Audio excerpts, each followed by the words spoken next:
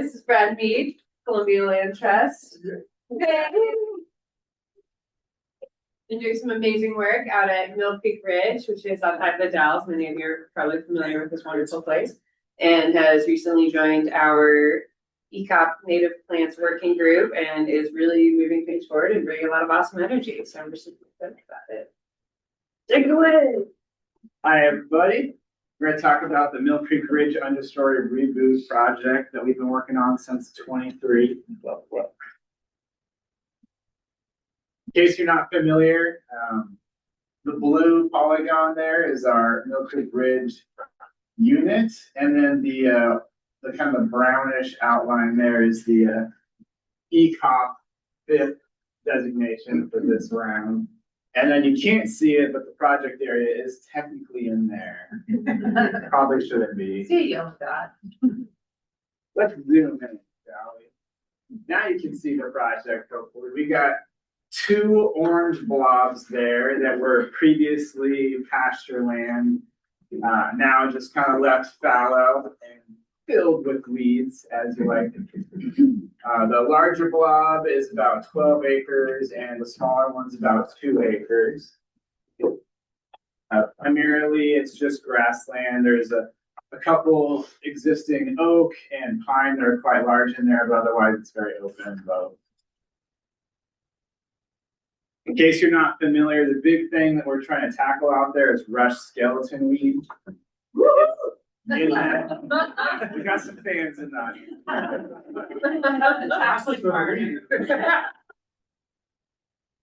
Skeleton weed is in the aster family, so if you're thinking dandelions and sunflowers, it's in that same group. And drilling down a little further, it's in the chicory group, and you might notice it has some similarities with chicory, which is exotic, also quite problematic, honestly, depending on who you ask.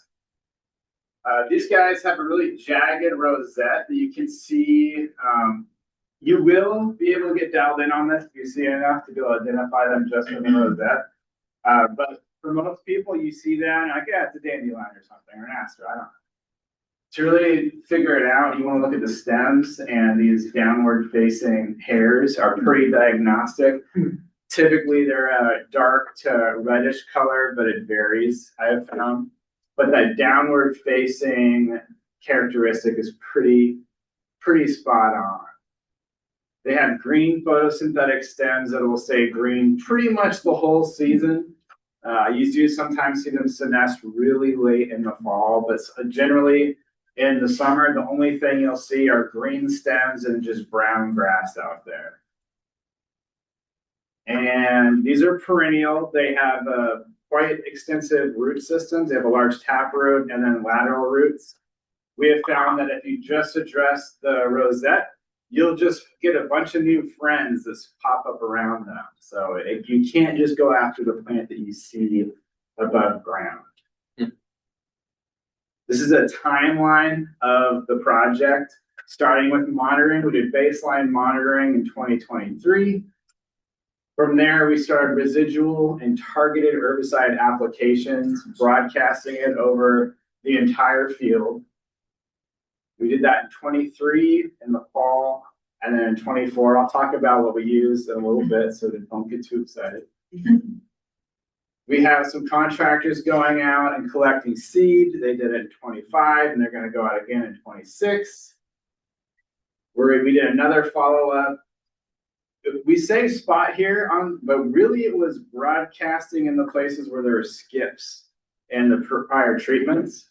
But it's still, I would consider it to be a pseudo broadcast treatment since we weren't looking at just the one plant. We were really going for the whole area.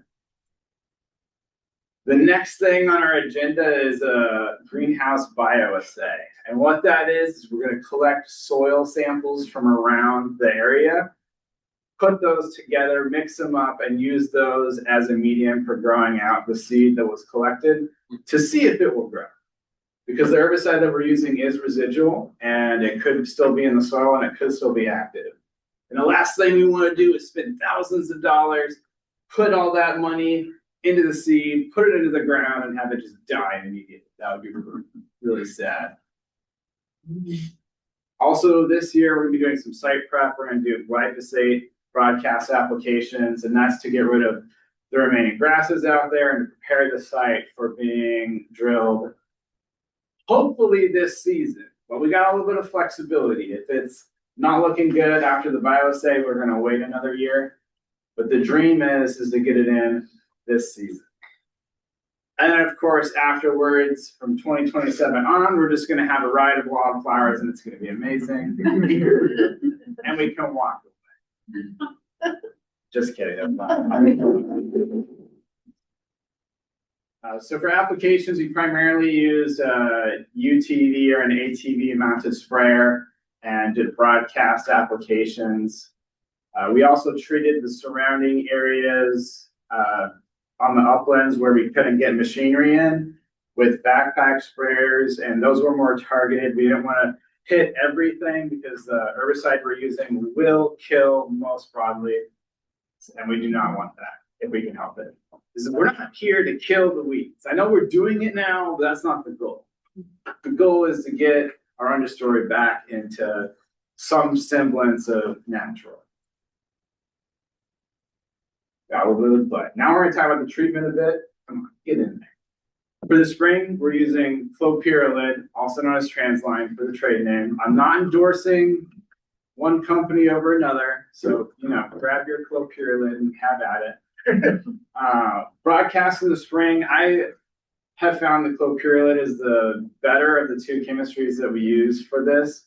Not only was it most effective, but it also has the least amount of off-target injury on taxa that we want to keep out there.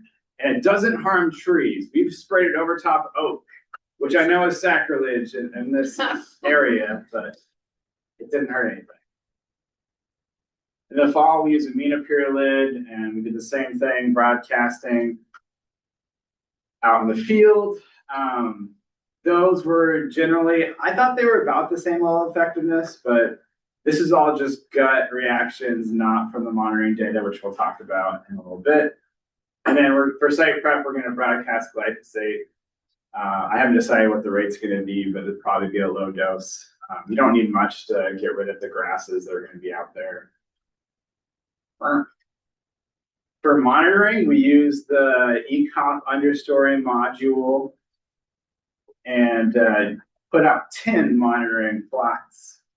I'm going to throw a lot of numbers at you, so just get ready. 3 transects per plot.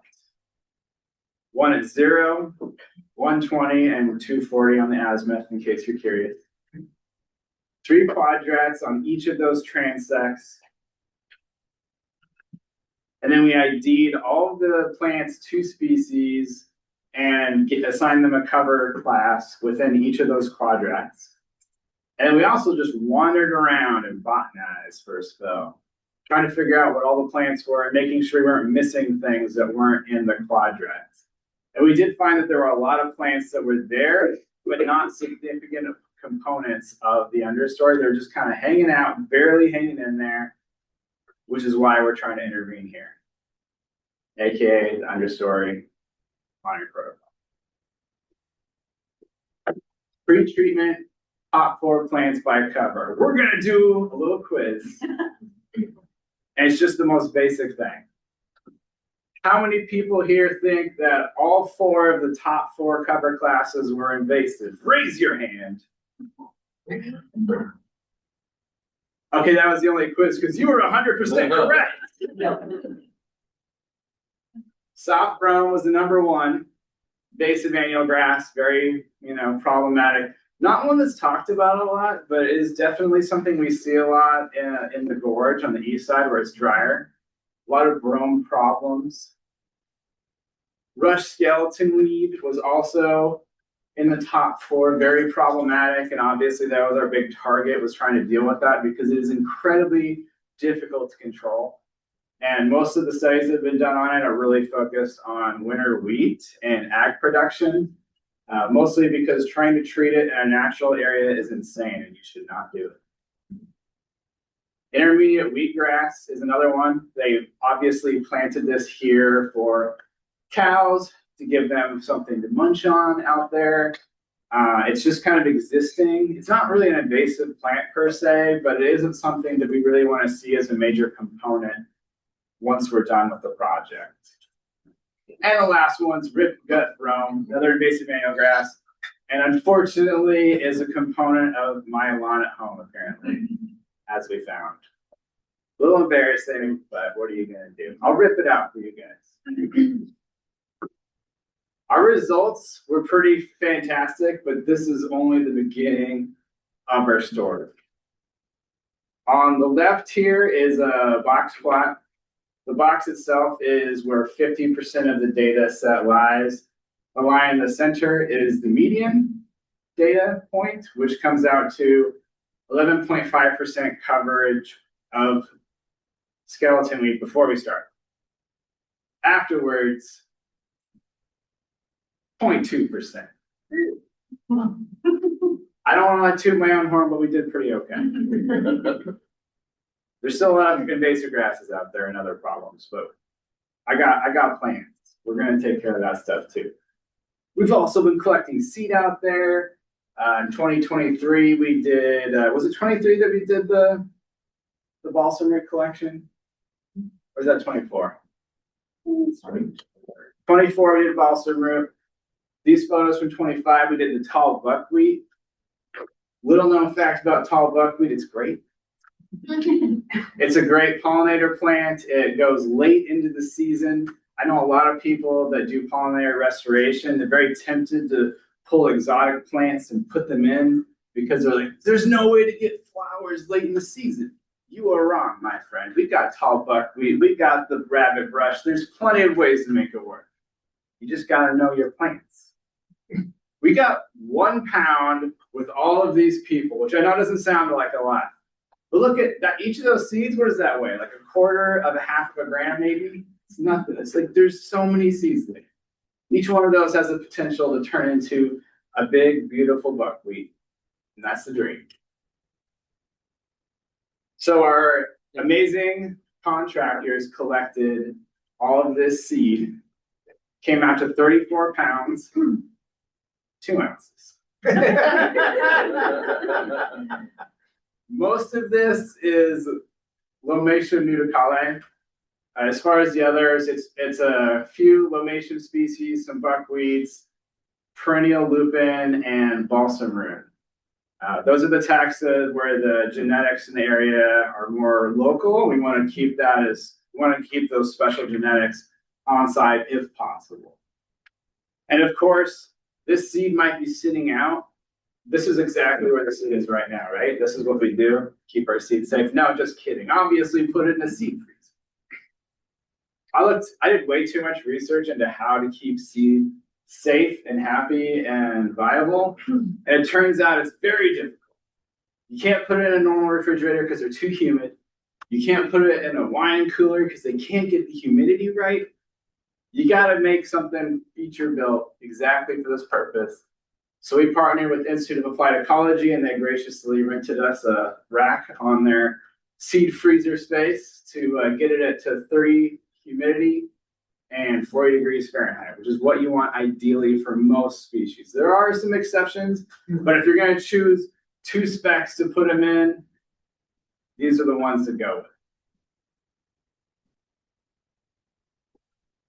The next thing we're going to be doing is running a range drill out there on the ground, putting the seed in. I'm leaning towards removing all of the grass from our mix. Based on our monitoring data, we still have quite a bit of grass on site. And if you don't have any grass in your seed mix, you can use a grass-specific herbicide, deal with your grasses as your plants are coming up, and then put grasses out later. Because I don't know if y'all are aware, grasses are so easy to establish, and they're like dirt cheap. Forbs are expensive. Does anyone want to take a guess at how expensive let's say 1 pound of seed, all forbs would cost? Just throw out a number. Yeah, a couple $100. Ooh, $250. Ooh, okay, they're cheap. Never mind. Don't worry about it. It's $130 a pound is what I got quoted for this. It doesn't seem like a lot, but when you realize that 14 pounds per acre is the minimum we'd want to do, that adds up really fast, and it's painful when you get that bill. But we do it for the bugs, we do it for the reptiles, we do it for the birds. This is not the drill I'm using, by the way. I could not get a picture of I'm probably gonna use the one from Wasco, Soil and Water Conservation District. You can rent one of these implements for just a couple $100. And then you can just seed out a whole area. It's great. Pay a farmer to do it. I'm really excited about this part. I've never drilled in seed before. So my takeaway so far from this project: broadcast applications are a must for skeleton weed control. Anytime you do spot treatments, you're just going to get a bunch of little guys popping up, and it's just going to be an impossible task. We were doing that in a field outside of Glenwood, or I guess between Glenwood and Goldendale. And it was a nightmare. My neck would be so sore from going out, spritzing every little thing. And then I went out to do monitoring, and there was still a field. It didn't look like I did anything. And I was so bummed. And then we did a broadcast application, and there was nothing.